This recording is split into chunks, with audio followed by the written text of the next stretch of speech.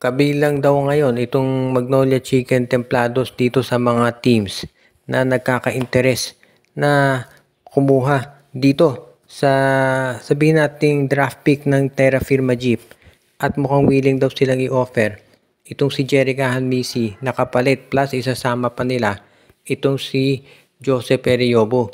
So dalawang players ng Magnolia ang ibibigay nila kapalit ng first round draft pick ng Terra Firma. Hindi na dapat tayong magulat kung bakit ito gustong makuha ng Magnolia. Marami magsasabi malakas na ang hot shots ngayon pero alam ng Magnolia at maski na ng mga fans nila na hindi na bago na ang hot shots ay malakas sa umpisa. At ang gusto ng Magnolia masustain nila to hanggang sa mga susunod pang mga conferences. Kaya nga kung sakasakali na makuha nila itong Magnolia itong first round draft pick ng Terra Firma, magiging maganda yun talaga para dito sa kanilang roster. Ang isa doon sa mga pwedeng gawin itong Magnolia Chicken Templados ngayon ay offer nga ito si Jerica Hanmisi plus si Joseph Eriobo para dito sa first round draft pick ng Terra Firma. At ang magiging resulta niyan, magkakaroon sila ng tsansa na madraft itong si Will Gosum o kaya naman baka ito si Quentin Brown. Kung suswertein, baka si Ren Sabando sumali pa dito sa PBA draft kaya hindi natin masabi yan. Ang maliwanag dito, maraming mga top talents ang sasali sa PBA next season at yan ang inaabangan ng Magnolia. Kaya nga gusto nilang makuha itong draft pick na yan. Sigurado na magiging jackpot ito para kay Coach Chito Victolero kung sakasakali na makuha niya. At yan ngayon ang pinag-iisipang mabuti nitong Magnolia Chicken Templados. Kung sakasakali na hindi pa sasapat yung offer nila na Eriobo for at Hanmisi, baka i-revise yan ng Magnolia at gawin nilang Hanmisi at Calvin Abueva. So baka yan pa maibigay ng Magnolia Chicken Templados. Samantala naman ang sister team ng Magnolia itong San Miguel Beer ay puspusan daw yung ginagawang mga trade negotiations ngayon para makakuha ng additional na mga star players para mapalalim yung bench ni Coach Leo Austria.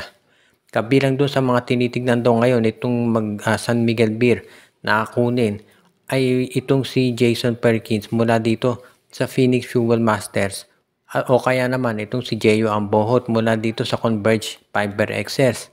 Isa rin daw sa tinitignan ngayon ng San Miguel Beer itong si Kaylan Tiongson mula dito sa Rain or Shine.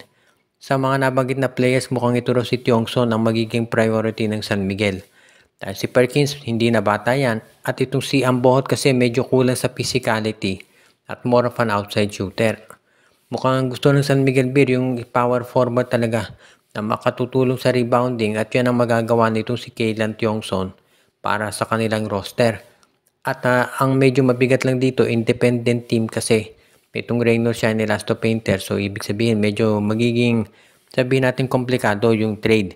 Hindi yan pwedeng katulad ng Terra Firma at Northport na kahit sino na lamang ibigay ng San Miguel tatanggapin nila. At yan ngayon, ang pinag-iisipang mabuti, itong si Coach Leo Austria kung paano niya makukumbinsi itong Northport, itong Rain or Shine Elasto Painters na tanggapin yung kanilang i-offer. Sa ngayon, yan ang nakikita natin na magiging major move nitong San Miguel bago matapos ang conference na ito.